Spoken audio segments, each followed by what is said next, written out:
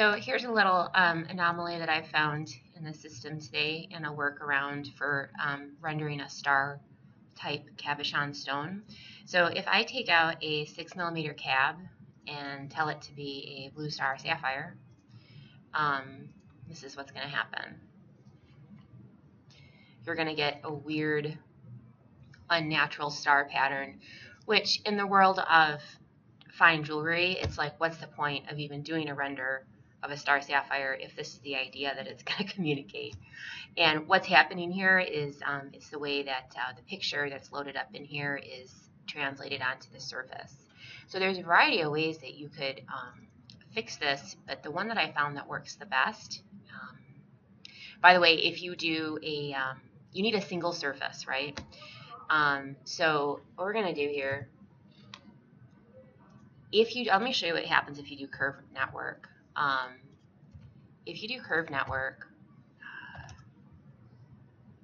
you're going to get a very odd looking piece again. So if we just set up our curves, because what you really want to have happen here is a, you want to have a single surface. But the way that that surface is formed seems to be, it plays a role in how this star sapphire lays on it. So if I take these curves now and do my curve network, and there might be a different way to do this that I don't know about, but I'll just show you what works for me. So now if I tell this to be a star sapphire, it's a single surface because it's curve network. So it should, I don't know what that is. Try that again.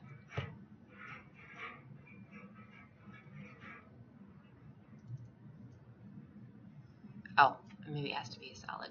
Sorry. Shouldn't have to be a solid though. That is weird. What is wrong with it? There it goes. Okay. You have basically the same problem. And I think what's happening here is because you've got a seam right here. It pulls like that. So anyway, so this is what you want to do. I'm sure there's some T-splines people out there that have a different workaround, but this seems to work pretty good for me. You just go to the surfaces and you want to go to drape, which is, and I've tested this out a few different ways. You want to use spacing 1. Just pull a box around that and it's going to drape a surface.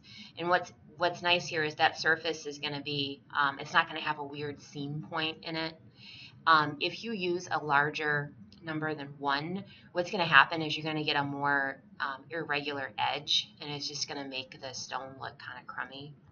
So we're going to go ahead, now this is just one single surface here, we're going to go ahead and trim that from the drape. Okay, get rid of the bottom, get rid of that stone I just draped. We might as well just make that a solid. Okay, now I'm going to show you there's one more step that's really important. If I just go ahead and make that a star sapphire, the star is not where it's supposed to be, right? Which, again, what's the point if it's not going to communicate the idea properly? So what you have to do is you have to, I'm going to explode this because I had put a bottom on it. So now I've got my one single surface up here, and I'm just going to type in shrink trimmed surface.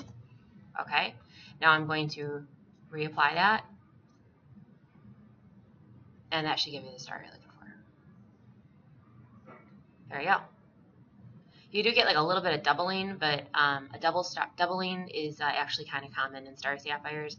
So for a render, to make it work, that is what I came up with to actually get the star sapphire look down pat. Okay, hope this video was helpful.